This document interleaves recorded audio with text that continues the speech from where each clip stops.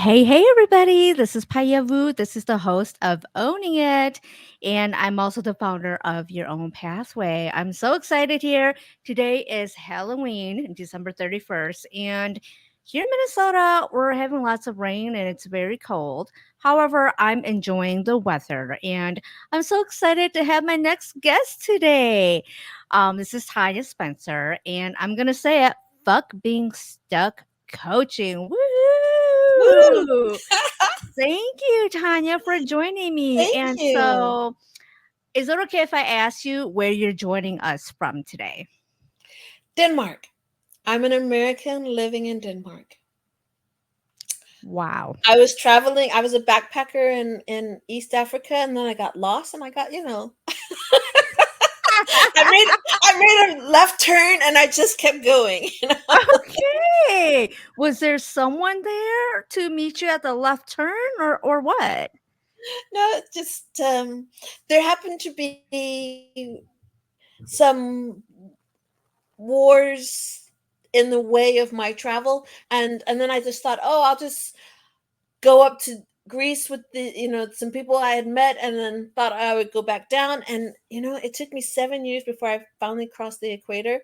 And I crossed the equator with a group of Rwandan and Burundi refugees that I was working with. And there's a picture of me with the biggest smile because, like, it took me 7 years of getting, turned around, and my life had also made other turns and stuff. So when I finally crossed the equator, I was like, "Woohoo!" Stop the bus Woo! so I can take a picture.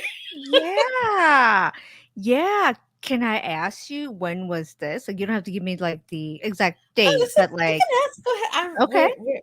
We're in asking and talking mode, so Yes, we're we gonna do are. this. All Yeah. right. That was back in the mid 90s when I was working with refugees there. Yeah, Okay. I think it was.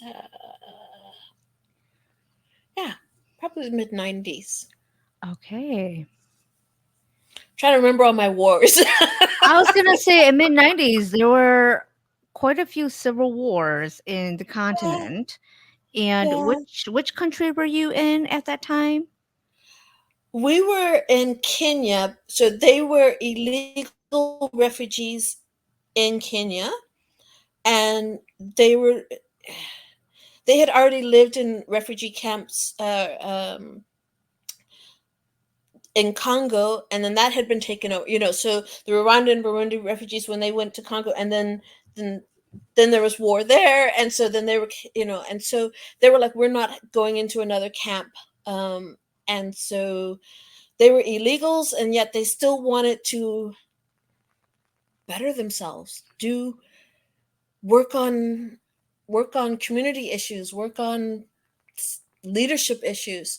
Funny enough, there's someone I've kept in contact with, who was one of the people that I took under my wing, and he's now communication uh, director for a big NGO. And so I'm like, it worked. Wow. Sometimes you Wow. just need someone to believe in you and stop telling you that you're a refugee or you're this or you're that, but that you're a competent human being who can do things. You know, I know in today's climate that's can be controversial, but it's something I believe in, that you can be a helping hand to someone, and that can make the biggest difference. And all you're doing is actually helping them expose or live out their own greatness, their own Mhm. abilities. Yeah. That was so beautifully said. And the unfortunate part was that you had to said in today's political climate Yeah. that seeing the human and being human and empowering is seen as controversial. I'm giving Yeah, I know. It's so sad. It's so yeah. But then again, I do come from a background of human rights. I have had a very long history track record of working in human rights. I have worked in many war zones. I don't take sides. I just say I'm for humans. Hmm. Um, and not only do I strongly believe that, I have put my life on the line to do that kind of work. And that actually got me into security work. So doing human rights work for minority communities and people who were, yeah, pushed aside. And sometimes there were governments or rebel groups who did not like that type of work, or who I was going against their objective. And Hmm. doing I got into some troubles, and that's how I got into security and into crisis management. So there's a direct thread between um, my belief in human rights and my belief that we all have the right to exist and not be raped, killed, maimed in the process. That's just a basic thing. I'm just going like, this should not be like debatable, you know. Right. Yeah. So, how how do you go from doing human rights to doing security work? Because do you feel like your values were aligned with both, or do you feel that doing one over the other ever challenge your values at all, or no? Absolutely not. Okay. They were a reflection of. Um, I very often would start my workshops by saying, you know, there's a lot of people in security who are ex military or ex police. I am still for human rights. Security is the set of tools and the mindset and the abilities to not get raped, killed, maimed just Mhm. because you're doing X work, right? And I've worked for some of the world's largest corporations, and I've worked for some of the smallest grassroots organizations, and a lot in between, journalists, business people, all kinds of people.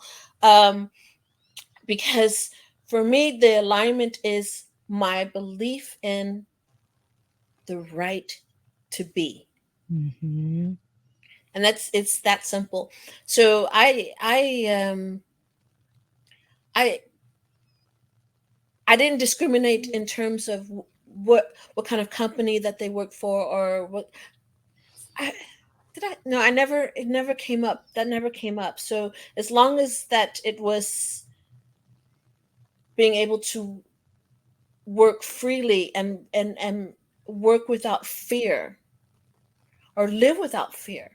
Mhm. Um because fear really hampers human uh potential. Mhm. What have you seen fear do to people? Oh, fear is a bugbear. It makes us play small. Um, it okay. There's different levels of fear, right? Mhm. If you're being, if you're under fire, Mhm. it's weird. I haven't talked about my security side in so long because Okay. I've gone into coaching, but I still have a security side. I still have clients right now who, one of my clients, they're in Sudan, a Okay. war that people are not talking about, but it's horrendous. Myanmar, that still was never uh, resolved. That's also a mess. Right. Israel and Palestine, people know about, that's in the news. Yeah. Mhm. Ukraine is in the news. Um, where else are they? I think I'm missing one. But you know, those kind of places. Yeah, there's a. I don't know what I want to say about that. Okay, I don't want to. Yeah, And Tanya, and I don't want to censor you, and you say whatever feels right for you. that's fine. It's just strange to talk about my security side because I'm not used to that. For years and years, I built up a media presence and I talked about my security side. And now, when I've moved over into coaching, I don't talk about the security side. The security side pays some bills, Mhm. So I call it my main hustle, and then I have a side hustle. But my Yeah. main hustle, yeah. So yeah, Did your security side influence you to do your coaching, and how? yes, very Okay. much. Okay. Um, on a personal level, I started Fuck Being Stuck coaching because I had burnt out and had stress from the security work.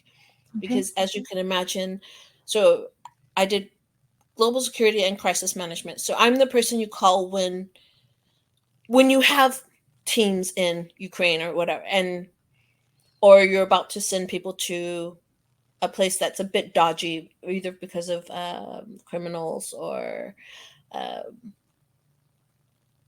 robberies or things like this, or maybe there's sexual violence, and so you might say, we have an obligation to our teams. What do we do?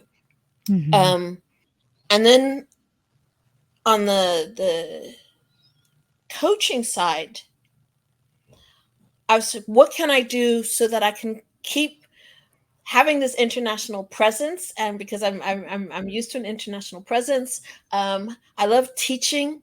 I've taught something like 6,000 people, um, Wow.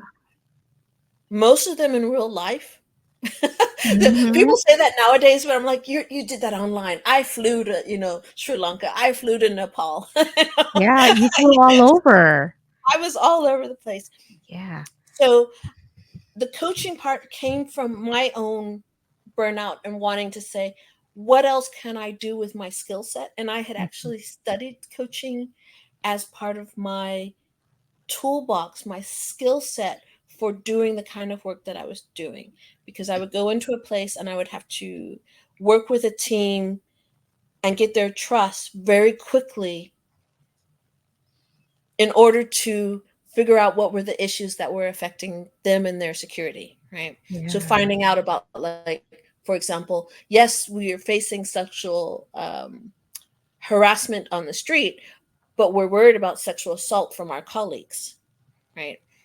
And so Mhm. that's why I studied coaching and certified in business and personal coaching from 2007. Mhm. Um,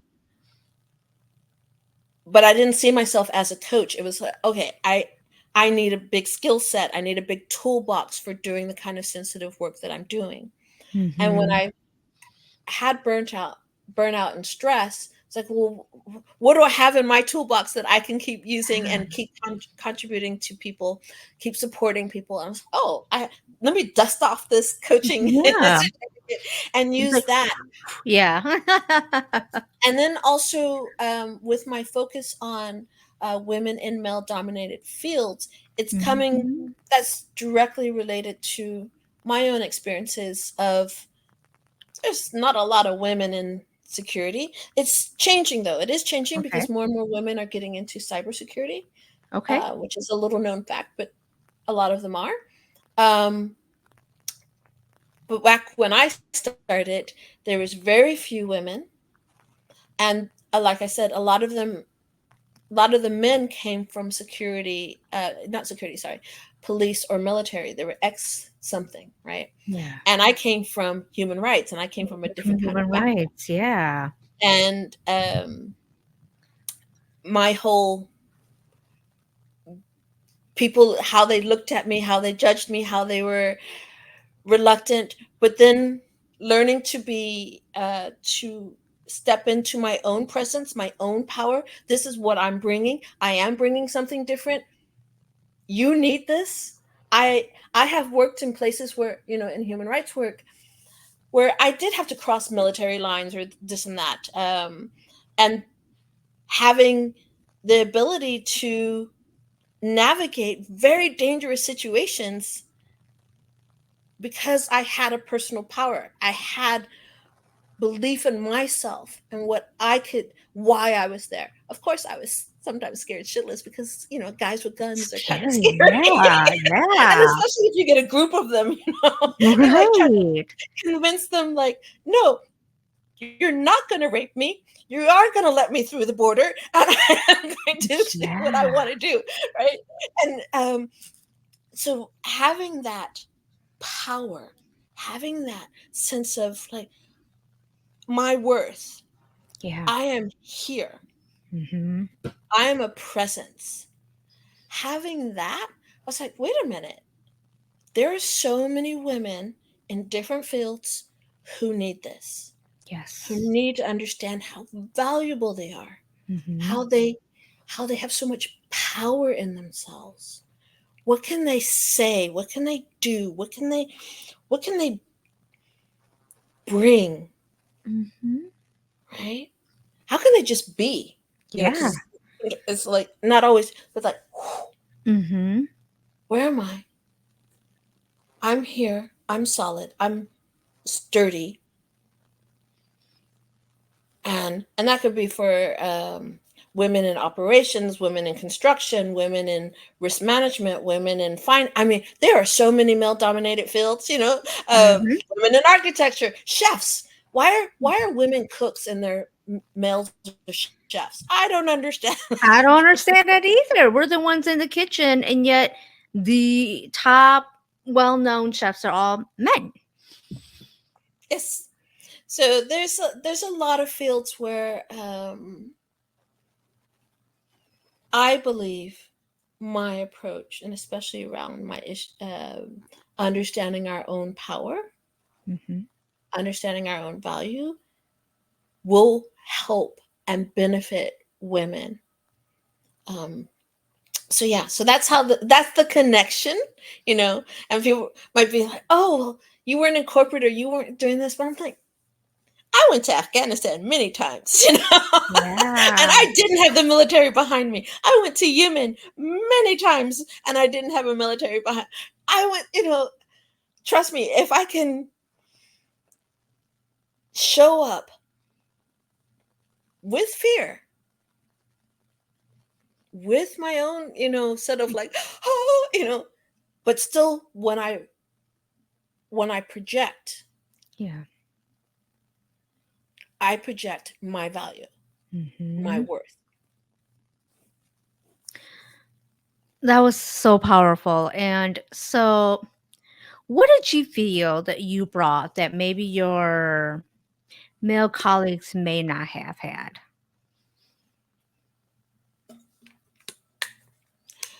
Um, some of it, okay,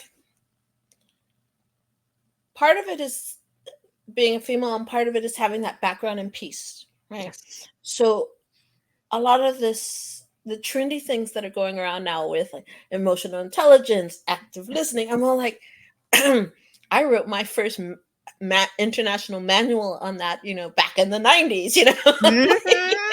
so I'm like, been doing that, Yeah. because that was soft skills, Yes. soft security skills, Yep. but coming from that background in human rights and peace building, um, we didn't have the option of having a military or being weaponized, right? So what could we bring in order to, if you are monitoring the human rights of a government, Mhm. um, what can you bring, right? And so I dug around and looked for alternatives to what other skills can you bring in that situation. Mhm.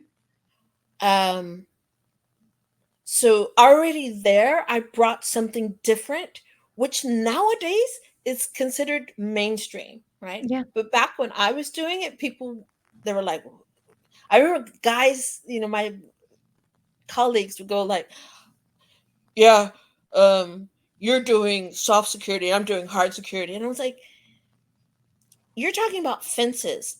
I'm talking about helping people understand their responsibility to keep that gate locked." Right? Mhm. Because like you could have the highest fence, but if someone leaves the door unlocked, then what are we doing here? Right? Like, Common sense stuff? Yeah, would you say no, common sense stuff? right? Or things like They were like, yeah, our sat phones and this and that. Okay, I'm making fun, but some No, of them I were I get it. genuine. Oh my gosh, some of them were like, your sat phone, blah blah blah. And I'm just like, yeah, but if you can't understand why the local community is pissed off at you because of the way you distribute jobs or food or whatever it is, right? It doesn't matter what your communication systems are, right? That's like after the fact, right? Like the people are crawling over those high walls to get the food that you're keeping away from them. It doesn't matter if you have a sat phone. Come on, you know. Oh. And then the part of so that was part of it was my background, having this other skill set, Mhm. and making the case for that, right? Of like, hey, I've helped people walk into very dangerous places, like this, without the army, without this and that. Mhm. The feminine side, the being a woman side that I brought was a lot of times, especially the leaders, so like the country directors or Yeah. heads of security. There's a tendency to have a lot of alpha males, and they're Mhm. very alpha. Kind of, would you say ego? Like Ego, clash of the but alpha male like this, egos? like, oh, I Yeah, am, like, I "It's am, I me." am Yeah, protector. I am, me I'm, strong, me yeah, me you know, powerful. yeah, and having those job titles, right, of being in those kind of positions often requires a certain attributes that people look for. Not to say Yeah, that you have to have them, but that's what people think yeah. you need for those kind of positions. Mhm. And as a woman, I learned to use my charm Yeah. in a way that was challenging but still acceptable. So Mhm. I'll give you one example. Yeah. Um Many years ago, when I first started my security company, um security consulting and training company. Um I was at one of these security networks, and the chairman of the network, he was also the um, head of security for the world's second largest shipping company. Okay. He's Danish. You've seen Oh, it. We all oh, know it. okay, okay. And I walked up to him, and he was also a very big guy, right? So he's Okay, physically a very big guy. okay. He's also ex police, whatever. Um, he's got this top job, right? And he's the chair of the security network. And I walked up to him, and in my bad Danish, I was like, "You're going to be a client within 2 years. I'm just letting you know that I'm setting the timer." And he was like, "What?" And then I was like, You're manifesting. and then I told him, I was like, "And by the way, the reason why my skirt is so long is because I've got very big balls." I told him, no, I didn't say big, I said gigantic. And then I have gigantic still balls. So, and I was just like, with a straight face, like, I got gigantic still balls, just letting you know. Like, he was just like, what the heck just happened to me here, right? Because, like, there's hardly any women in the network. There was certainly no foreign women, right? All the Mhm. guys, if you can imagine, this is Denmark, like, so everybody's like, they're all very tall, right? All very male. And then I'm just like, foreign woman with a long skirt talking about my gigantic steel balls, you know? And if you know about how alpha males work, is that if you take an alpha male and he was to go up to another alpha male and say something like that, hell would break loose. Yeah, it wouldn't be acceptable. No. Then I have to out alpha you, right? I have to show you that I've got the big. But I was just like, I got bigger ones than all of you, you know? And they didn't know how to take me. They were like, Or were "Oh they my just, like, gosh." duly acknowledged or Okay. yeah. And by the way, I never I never got that contract when I told him the 2 years. My company, my one woman company, was too small for their. Once they handed it over to like the procurement department, my one woman company was too small. But then he later recommended me to be on the board for the Danish chapter. Within a Ooh. year, I was voted most valuable member, and Hmm. within 2 years of that, I was Denmark nominated me for the European level, and The then at the country European level, nominated you? and all from saying I had big balls, right? All from, Ooh. and then I got on the European level, and then like that, right? All from that Whoa. conversation, starting with I'm setting a timer, and I got not big, gigantic balls. My goodness. So you were bold. You just went up and you were freaking bold. Yeah, that's again that power thing, right? Of Mhm. I can be small. I could be the foreign woman who feels like a minority and let me not get attention and let me be small, right? Mhm. And especially speaking in Danish, my Danish is pretty okay, but still, when everybody, I can speak one on one, but when there's a lot of people, I get a little bit lost. Mhm. 'Cause I work in English, right? And Mhm. so then I switch to Danish sometimes, so I don't use it that often. So when I have all these factors, that's a recipe for being small. Mhm. But I had I was trying to grow that first company, and I had a how I was and how I projected myself and what I wanted to do had to be in alignment with each other. Mhm. I can't be small and want to have a grow a a global company.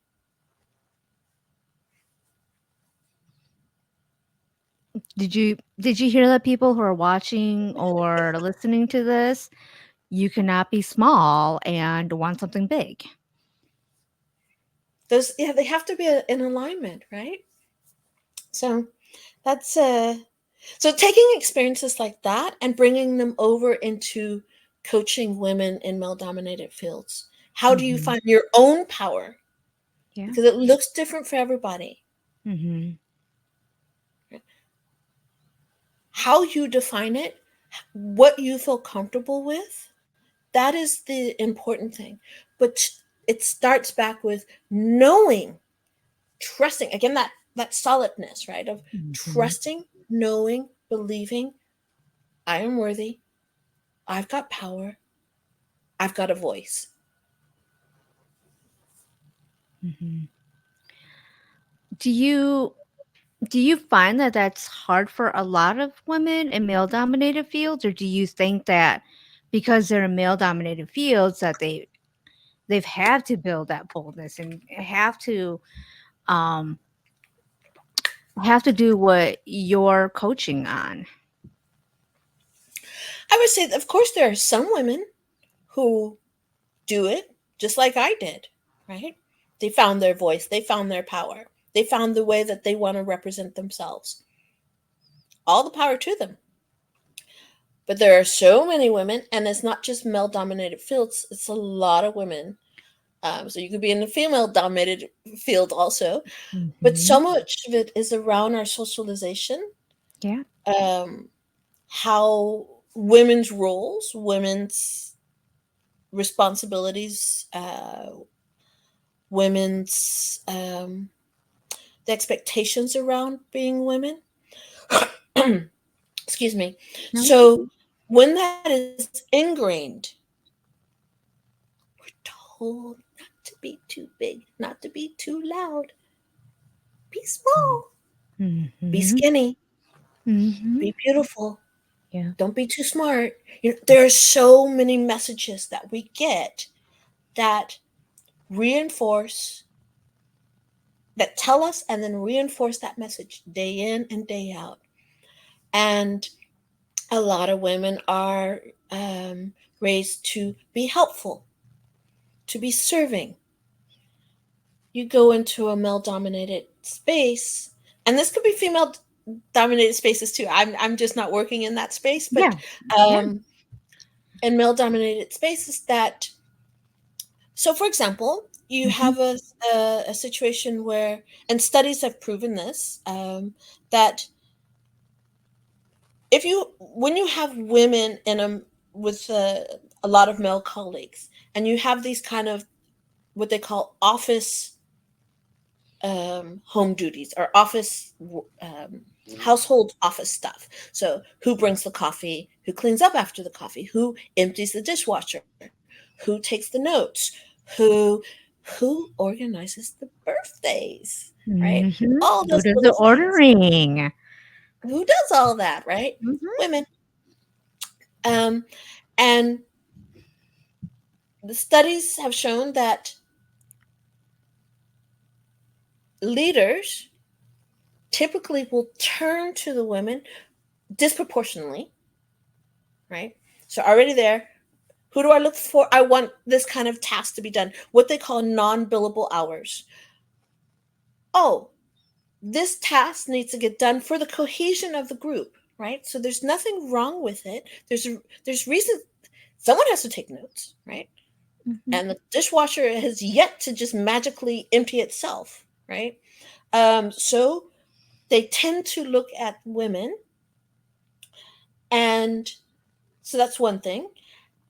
And if a woman is in this kind of group, the men will just sort of be quiet until she takes it over. So even if she's not picked, they will all be silent until someone volunteers her, or somehow it gets on her plate.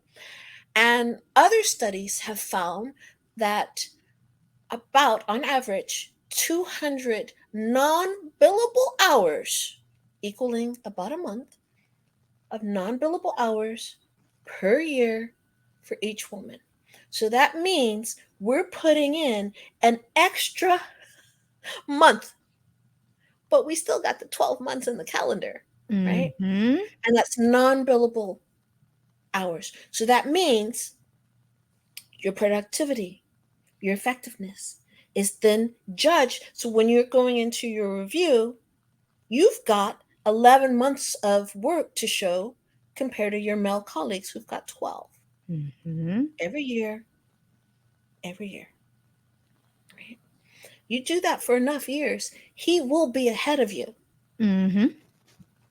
It's just math. It's Yeah. simply math, Math right? is mathing. The math is mathing. The math is mathing, Mhm. right? You get 11 months, he gets 12. Who after 1 year, after two, after three, right?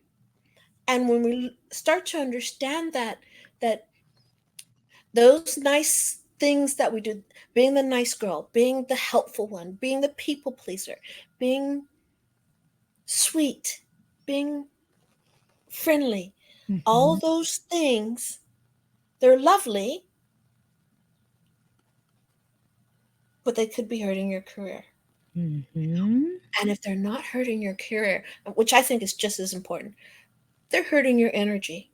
Mhm. So, in order to make up that time, then women put in more evenings, more weekends. And meanwhile, there's that voice that's from the socialization of telling them, you're dumb, you're slow, something is wrong with you. What is wrong with you? Why is Jack and John and Joseph all ahead of you? Because you forgot to calculate all those times that you used time on getting the birthday card signed, that you made sure that if there was a colleague who was upset, that you took care of their needs. All those times Yeah. are taking away from what you could have actually delivered that counts for the company. The company's not, Mhm. the company needs you to care about the team dynamics, but the company pays for the bottom line, Mhm. right? And so that's where, if we're socialized from when we're little to when we're big and told you're this and that. So I personally, I would when because I would go, as a consultant, I would go into a lot of different office settings, like every Mhm. week, different, Yeah. literally different countries, like going from Sri Lanka to to Yeah.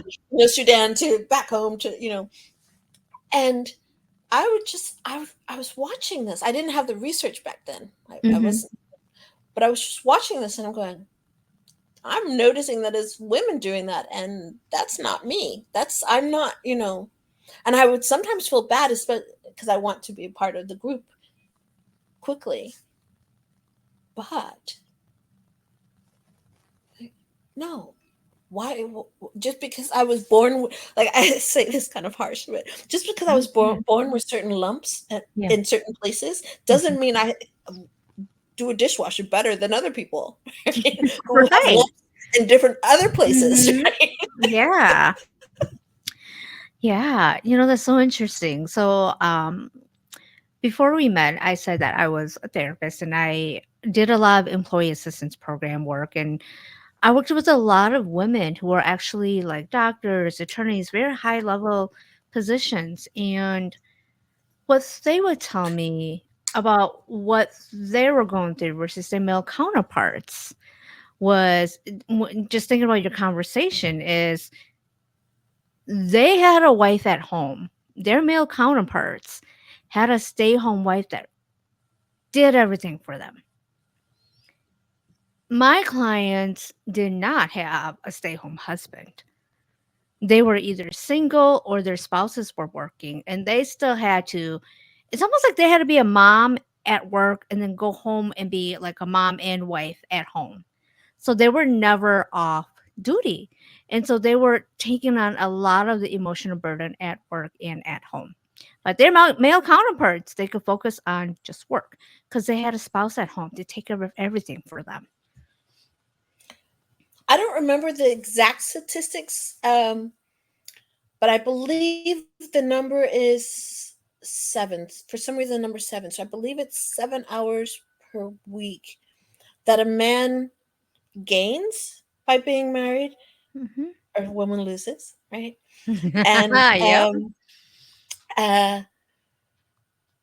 so by having a live-in spouse, a partner, a woman loses 7 hours of her week to that. Hmm. So it's both at work. So you've lost a month at work, and you've lost how many hours is that times four, right? 28, Yeah, sometimes 4, 28. Yep. right?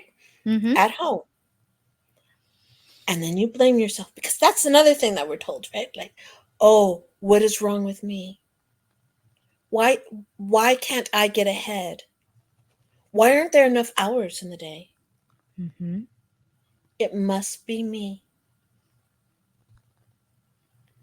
And when you take a step back and go, the cards are seriously stacked against you. That's why. Yeah. That's why. Yeah. So what do? How do you learn to renegotiate? How do you learn to um, say no? Yeah. Boundaries. Pew, pew, pew, pew. Like that. Like what is that from that movie? Psycho. Like that movie. Like saying no. Like you're not allowed. Like, oh, I can't say no. That will No, make I me not can't. be Yeah. I don't want to nice be or not be mean. this. But then you're tired. You're exhausted. And exhaustion is like being drunk. And when I point this out to sometimes to clients, they're like, I wouldn't behave like that. I'm like, so you're showing up drunk. I wouldn't do that. Oh, are you teaching your children to drink? Like, I wouldn't do that. I'm like, if you don't get enough sleep, if you're tired all the time, that is cognitively, that is the same as being drunk. So, Hmm. do you want, and I can show you the facts on that. Yeah. Being tired one day, that's life. Yeah. Being consistently tired, that is the equivalent of being consistently drunk. You would not show up to your child's daycare drunk, and yet you kind of did, right? Hmm. Well, I'm Yeah. just laying it out there today.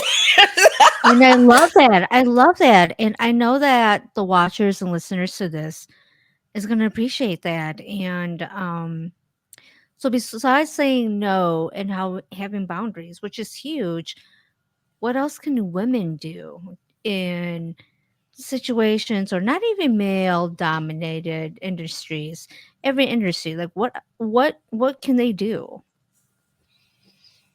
um, Let me just take a. Yeah. I always start with your self belief, that core that I was talking about earlier, Mm-hmm. right? Because when that is there, let me give an analogy. If you try to build a house on quicksand, on soggy soil, soil that shifts, right? You, it is harder to set your boundaries, like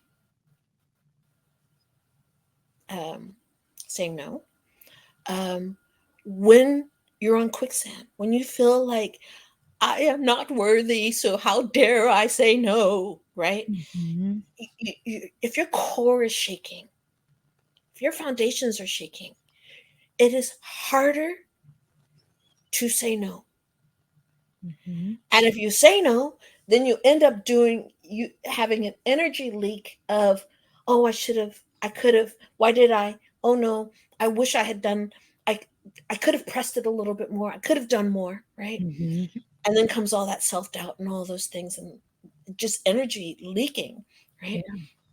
So I really start with working on that core. And Mm-hmm. then from there, you can define, you can define what you need to do in the different Yeah. situations because Yeah. a coach can't isn't there to hold your hand for X, Y, and Z situations. You're Mm-hmm. living your life. You're doing your things. But so what as a coach, what I can support you with is getting that foundation, that core, Mm-hmm. self-belief, self-worth, self-power. Mm-hmm. Then it, no matter what the situation is, you can deal with it then, Mm-hmm. right? And also help stop that energy leak of doubting afterwards, Mm-hmm. right? Yeah. So if it's a boss, my client today was just a boss that just is treats people like crap basically, and Mhm, like people have been leaving, they leak people all the time, mhm, and they're doing high level research, right? So these are kind of people that there's not that many of them around, and mhm. you don't want to lose them, and they have PhDs, and they're really highly educated people and Yeah. not easy to replace, right? And yet he treats people very poorly, and so they have a low retention. Mhm, And just even how he's interacting or having at the meetings, right? mhm. That's a small, it could be a small interaction, Yeah. but how she will face that. And then afterwards, does she go home and cry about it because he just pushed all those triggers in her? And then the Mhm. doubts and the what is the word? Recrimination. What's the word? What is it? Self-incrimination? Yeah, just feeling like crap. Okay, let Yeah. me use Yeah. proper French. You feel like Yeah. crap Yeah. because why do you feel like this? And Mhm. why do you let him get to you again? Right? You know what I mean? Like, and Right. you can go back and forth, and it's just energy You dropping. blame yourself. You blame You're yourself for blaming yourself. allowing that person to trigger you, and so there's a lot of self-blame, and I for some reason, women, we're so good at doing this. I Self-blame know. for other people's actions. Yep. Because we're supposed to take care of them and do for Mhm. them and do this. Like, no, he's a grown ass person. Yes. He's messed up. You're not gonna fix him, but you can respond to him. Mhm. Right? That's just one thing. And then you go home to your partner, and because you're crying, and it's the fifth day in a row that you're crying, and now you feel bad about bringing that into that relationship. It's a Right? cycle. Yeah. And so by having that belief and that core, that strength from inner, that inner strength, right? One, you make your trigger button smaller Mm-hmm. and less at the surface, right? Mm-hmm. So, like, we all have our triggers, Yes, but we mine are do. buried deeper so that just because the wind blows, my trigger doesn't get triggered, right? My Mm-hmm. button doesn't get triggered.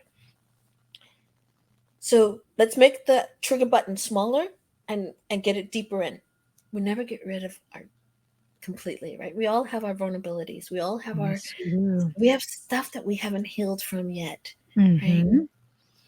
That's a longer process, right? So, but you can get that button so that not everything triggers you. And Mm-hmm. then also your reactions. How do you want to show up? How do you want to react? Right? And I always say, I still have like I will still have this split second where I'm like, that fucking beep, beep, beep, Right. right? But it doesn't last longer than that. Mm-hmm. I don't take it further than that. I'm Mm-hmm. like,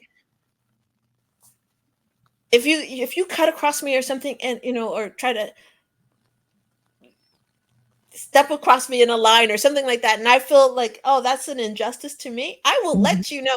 And I will vent and and have that moment, and like when I'm walking out of the grocery store, like whoosh, you know but by the time I'm out the door of that grocery store, it's left behind. I don't bring that with me. Right. I'm stopping those energy leaks, and I'm saving more of me for the rest of life, because life keep Mhm. lifing.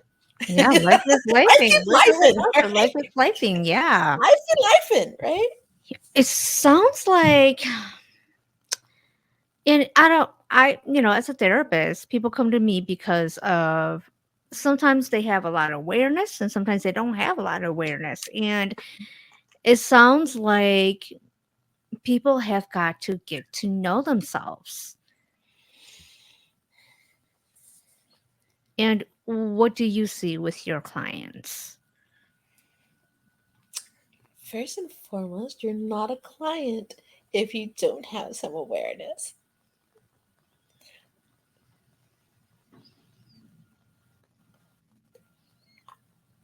I don't want to say it harshly, but it will. Okay, it's gonna come. I will Mhm. fire you as a client because if you don't do the Yeah. work, Yeah. I will fire you Yeah. with love, with Yeah. compassion, Yeah. but I will fire you, right? Right. Because if you're not putting in the work, it's still your life. You are still the adult in your life, Mm-hmm. right? And I have this from way back in my security days where um, I would give advice and I would say to them, "You're a grown ass adult. You can do this or not. I know Mm-hmm. how to be safe, and I will leave this place. And Mm-hmm. whether or not you do this, but at least be aware of what you're doing or not doing, Mm-hmm. right? And making an adult decision and being aware of there are consequences to every decision. Fine. Yes.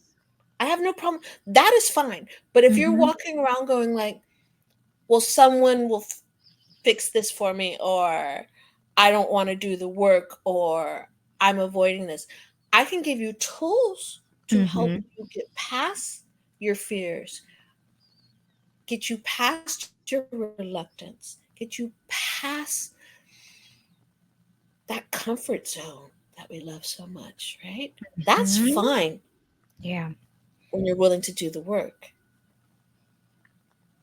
I'm there. I will hold your hand. I will be there with you. I will do all. I am I am the cheerleader of cheerleaders, right? Mhm. I used to be a cheerleader too. Yeah. Ah, you did, Like in huh? high school, right? But Back in I high am a cheer school. like I am there for you, right? Mhm. If you're doing the work. Because at the end of the day, it's your life. Yeah. And nobody else can be responsible for it. For you.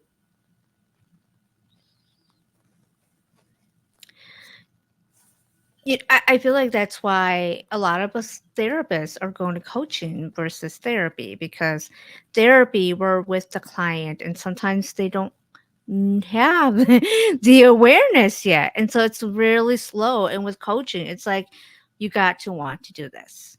It's like you have to want to do this. It's like going to your personal trainer and saying, I will do the work that you want me to do. I will do the exercises that you want me to do. I will show up. I would take the feedback that you give me. That's what being a coach is about versus like a therapist, where we're really slow in the process, where some people may not have the awareness, and it's up to us, or not us, but it's up to the client to eventually come to that awareness that they may not have self-awareness, and how to be more aware. Yep. Well, Mhm. taking your analogy, and running with that a bit, is you don't pay for your trainer to do your exercises for you and hope that you Mhm. get the results. Yeah. Perfect. Yeah. Be But wouldn't it wonderful. be great if it did like Yeah. work that way? You do the Just work sit for back. me, Yeah. and then I'll get Right. the results, right? Right. Right. I mean, that works for some things like cooking, right? Yeah. Or something, right? I don't know, but it doesn't work for coaching Right. and working through this your personal development, and because it's you who is showing up. Yeah. It's you in that situation. Mhm. Yeah. So what, how are you owning it? Because to me it sounds like you are, you're very bold, like you have the path that you're going on, you are empowering other people, and especially other women, to really own their power. How are you owning it? Hmm.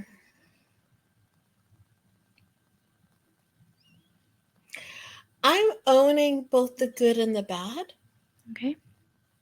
Um, I talk about my path here. I talk about um, the stress and the burnout and the depression that I went through that led me to here, right? Hmm. Um, I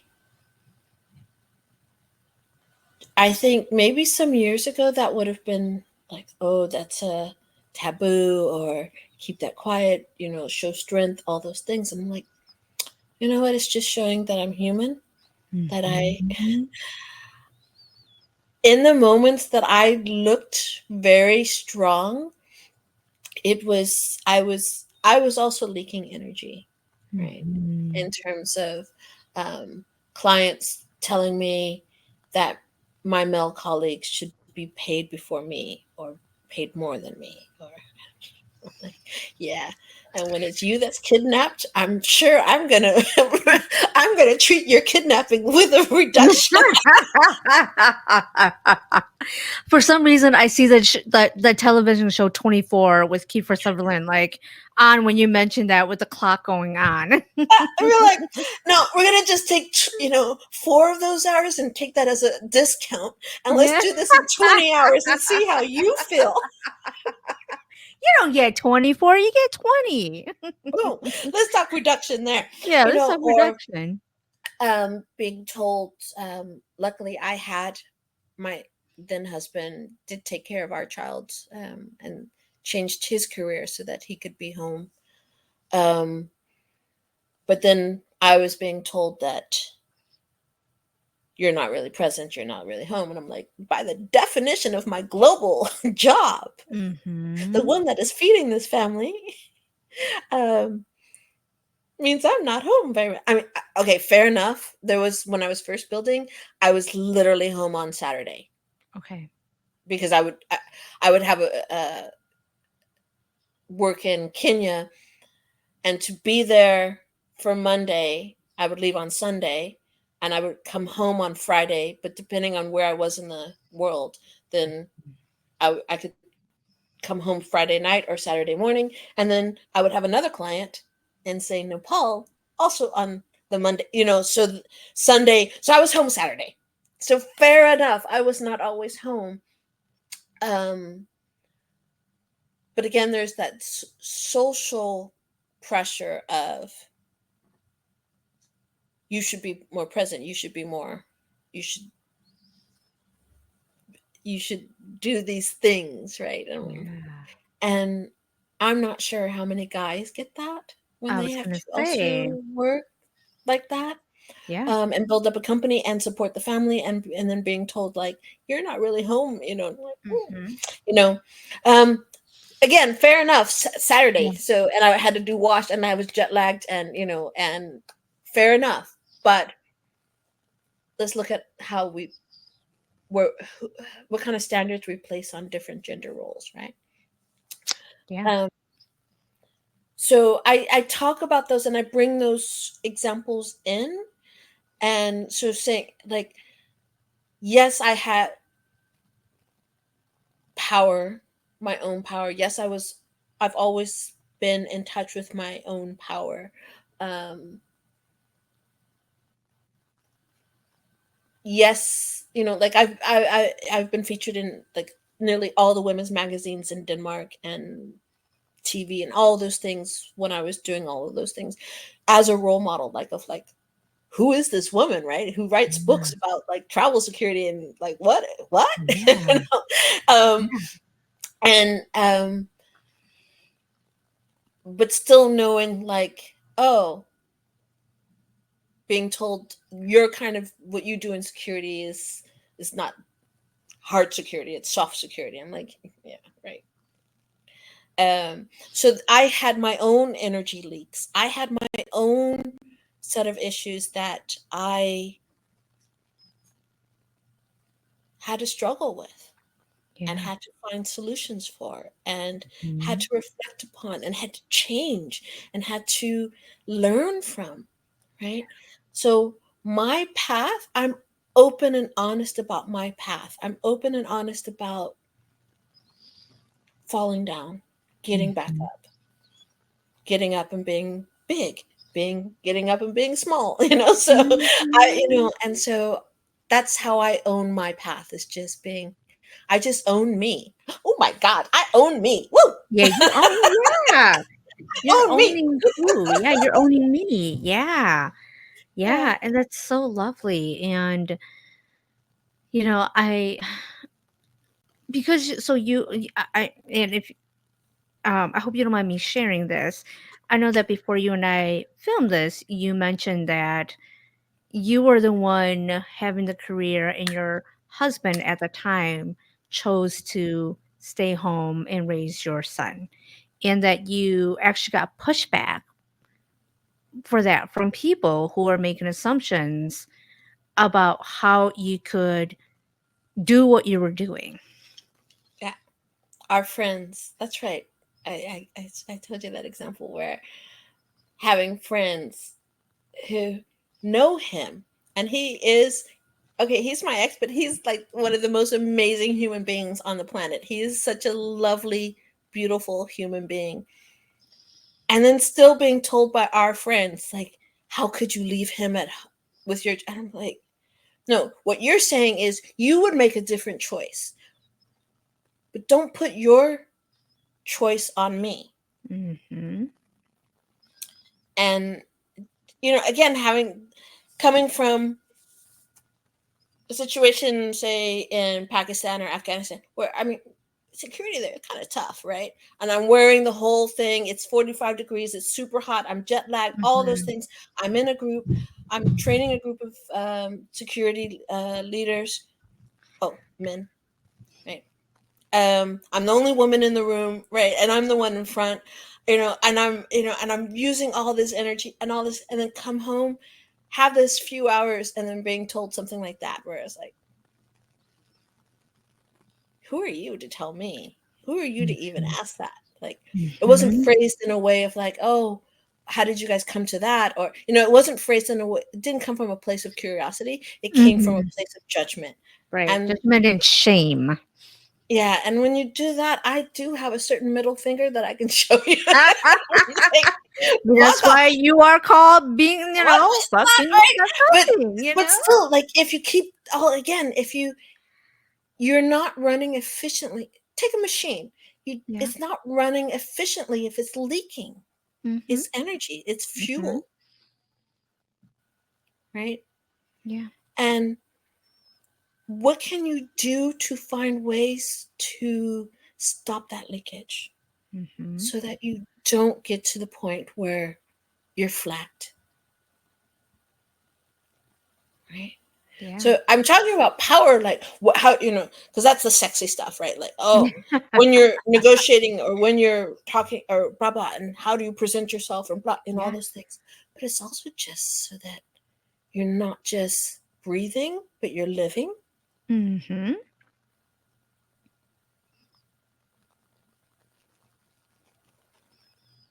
You're not just breathing and you're living. Yeah. Do you feel like you're living now and not just breathing? Ooh, you getting tough on me now. By the way, this is not a therapy session for anybody who's watching this. This is not therapy, okay? This is not a therapy session you. here. Thank you. Um, yes and no. Okay. Yes and no.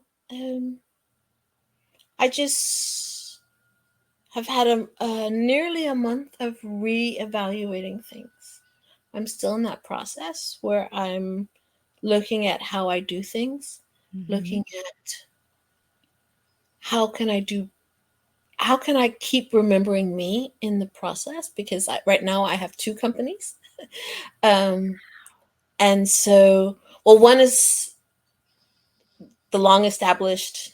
security side, right? Yeah. Um, the main hustle, and then the side Okay. hustle is the coaching, right?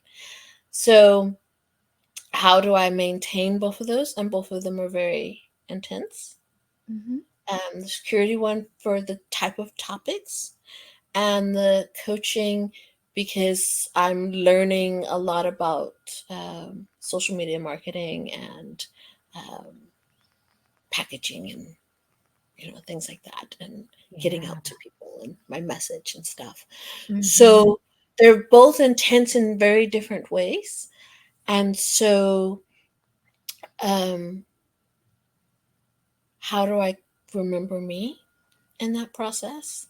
How do I keep how do I how, how do I not make myself a liar by it supporting people about how they find their power and their energy leakage, and then I myself am then going like, okay, this weekend I can also work, and tonight I can also work, and in the morning I get up and I also work, and I'm like, wait a minute, Mhm. take your own advice, otherwise you're Right. a You have to do the hypocrite, walk and the talk. Like, is it the talk? right? The walk and the talk. Yeah, you have to do the walk Yeah, and the talk. Yeah. I gotta also, so I needed to look at how I was doing things and making sure that I am living my values, that I'm Mhm. living, it's kind of trendy to say it's living my truth, but just let me put it in a more harsh way, how I'm not being a hypocrite to my own advice, right? Right. And that is something that I wish I could take another month doing that because it's a process. But I got to get back in it and, you know, also get stuff done, and but Mhm. do it in a way that is not going to re-burn me out, not to Right. retake, not for me to not give so much that then I feel deflated. Um, Mhm. so that is something that I'm really working on, and yeah, and then coming back with even more power, coming back with more energized, Mhm. feeling okay. Mhm. That was beautiful. Yeah. And Yeah. final question, do you work with people from all over the world, or do you work with only people in Denmark? Or if somebody wants to work with you, do you work with anybody or everybody from all over the world, or what Yes. is your okay? Yes. Um, so far, I haven't had any on the coaching side. I haven't had anyone from the Asia Pacific region. Mm-hmm. Um, but that could be a time zone situation. Mm-hmm. Um, I'm not opposed to it. It just hasn't happened yet. So, Okay. yeah, Europeans and Americans. Okay. But I think also there could be a cultural issue there because, um, Americans have been exposed to coaching for so long now. Mm-hmm. And in Europe, it's becoming more and more normal, Okay. right? So there has to be kind of a cultural understanding of what is the Yes. value of coaching, Right. right? And then there's an economy behind it too, right? Yes, there is. Yes, there There is. is. So there's a different factors, but I'm open to working with, because also that's what I'm used to, right? From Mm-hmm. working in global security, that I used to have clients in Pakistan and at the same time uh, US or something, right? And That's like day and night right there. right there, Literally, yeah, day and night right there. Yeah. it's right No wonder why there, you were right? tired and, burnt out. Oh, and jet lag. I can't tell you. I constantly had two passports all the time. Like Oh my goodness. I'm one of the few people I know that have had, like, how you can get a normal passport and then I Yeah. would have it doubled, and then Mhm. there you can't do it anymore, but I would have a triple passport, and then I would have a single passport. And I would go through Mm. passports every couple of years. Like, I Oh just my went through passports like they were goodness. toilet paper. I was just like woof woof woof woof. You know, Wow. well, back in the days when you have to get those big, visas, and so I'd have a triple passport and then a single passport all the time, getting visas or getting new travel things and everything. So like, I used to be so global. I Yeah. traveled 3 to 9 months in the year. 3 to 9 months in a year? So Wow. when I said I was home for Saturday, that the 9 months, I wasn't home, like Yeah. 3 months. I was home Saturday for a lot of months. And anybody So who's ever been jet lag know how yeah, hard jet lag is. yeah, I don't know how you functioned. I Did you didn't. function? I did a lot of 24-hour days, Hmm. especially in the end when I got bigger and bigger clients. So I was reaching the level where I was advising, say, like UNDP's crisis management unit. I was advising them on how do you do crisis management trainings. Right? When Mhm. you reach that level, Yeah. right, and that client wants you, like, you don't tell the UN, nah, babe, nah, not today. Like, I'm tired. Yeah, babe, I'm, like, kinda I'm, busy right I'm now. tired, Yeah. boo. Like, I ain't You got don't time have for to say that you. to the UN? "No, I'm busy." I'm busy. I got a nap. You know. So when you get that, I worked that hard to get to that level. So it was harder to say no and to have those Mhm. boundaries. But again, I've learned those lessons, right? And now I've set my schedule so that I have time to replenish me. Yeah. There's only one of me. There's only one of you, yeah. Yeah. Yeah, and so as we're recording this right now, it's about noon my time, and it's what your time? Noon Central Time, and it's, like, what your time? Nearly 7. Nearly 7, okay. So that's not too bad, right? I'm not taking up your, like, time to go to bed or anything then. No. Okay, No, good, last night good. I was on something at that time. But then I allow myself. a relaxed morning. So I Good. do. I'm. That was another thing that I'm doing in this period is really looking at um that self care, that self Mm-hmm. love, that self worth. Mm-hmm. I can't preach it if I don't practice it. Right. And so really looking at where do I fix my energy leaks? How do I make sure that I Mm-hmm. fill up, that I'm not just giving and giving, but Mm-hmm. how do I also fill up? So that's something that I'm becoming more conscious of and remembering to value that and to do it. So yeah. Mm-hmm. And Yeah. this will be my last thing. So once this is off, I'm gonna go make dinner. I'm gonna you know, Woo! Yeah. Yeah. Any last words about you, about fuck being stuck coaching? Any last words that you want people to know or be aware of? oh, it's so funny that we've we've spent over an hour now and I haven't mentioned badassery. So that's my I'm trying to make I've decided that I'm going to get this into the urban dictionary by calling it badassery. So there's a when you Cherie? look at yeah, when you look at the spelling, there's a she and a her in it, the way that I spell it. Oh, Badassery. badassery. Okay. Badassery. Because that's for me this thing about confidence, Yes. influence, Yes. power. Those are embodied in my made up word of badassery, right? Of like Badassery. you got badassery, like Can I use because I know that people are word and badasses, but say, I'm like you yeah, badassery, babe. Like ooh. badassery. Okay. So that's yeah. So I was just noticing that I haven't used my urban. How am I going to get into the urban Badassery. dictionary if I don't use it? Right. Everybody Badassery. use badassery. Badassery. I love that. So it's taking back your power. Yes, owning it. as Owning you it. as you have with owning your own pathway, this Mm-hmm. is it's the same kind of thing, right? Of like Yeah. owning, not just being okay with, Yeah. being like, ah, Yeah. I'm Yeah, here in I'm it. gonna do it. I'm here, Right. right? If it's not a fuck yeah, it's not a fuck yeah. It's yeah.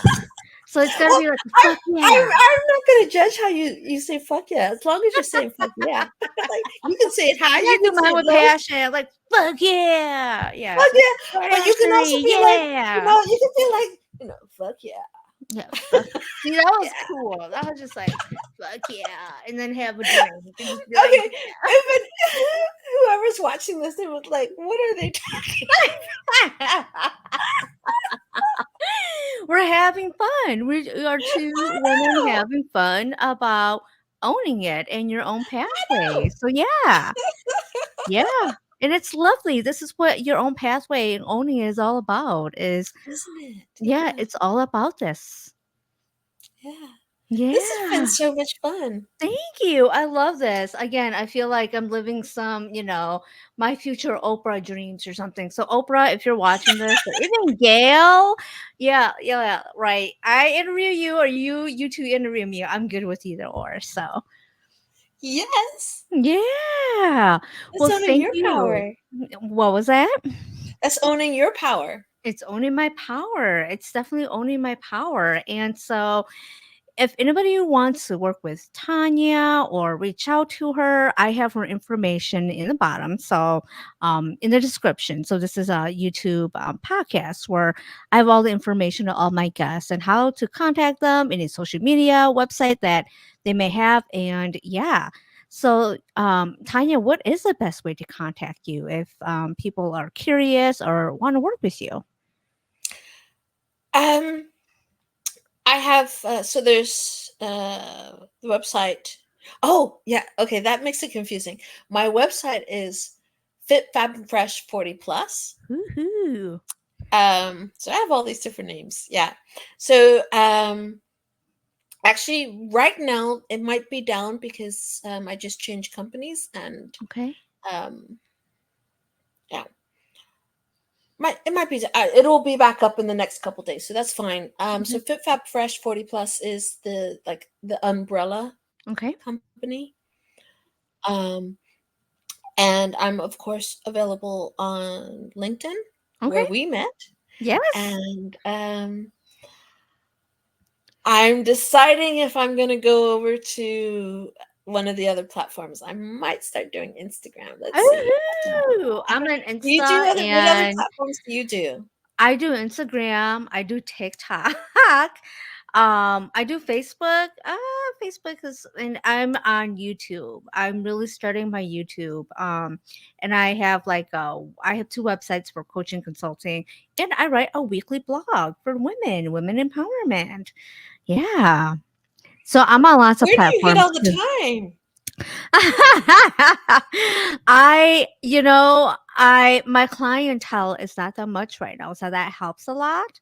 And so I write my weekly blog and I take about 2, 3 hours and I send it out. I have an email list and yeah, and all the stuff I'm doing. I love doing all the stuff that I'm doing now. So I have energy. I get to. I don't have to. I get to. Mm, Mm-hmm. mm. Yeah. That's nice. That is so nice Yeah. to hear.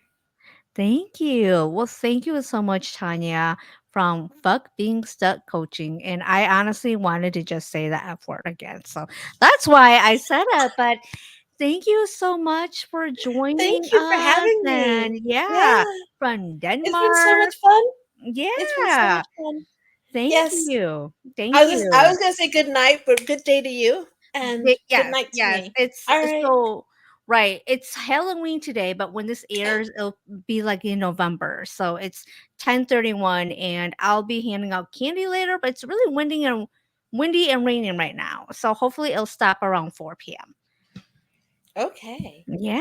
All All right. right. I'll Well, see take you. care, Tanya. And Thanks. again, all Tanya's information is down below. So check it out. Take Thank care, you. everybody. I'll see you Thanks next for this time. opportunity. It's been so much fun. Good Thank night you. or good day. See y'all later. Bye.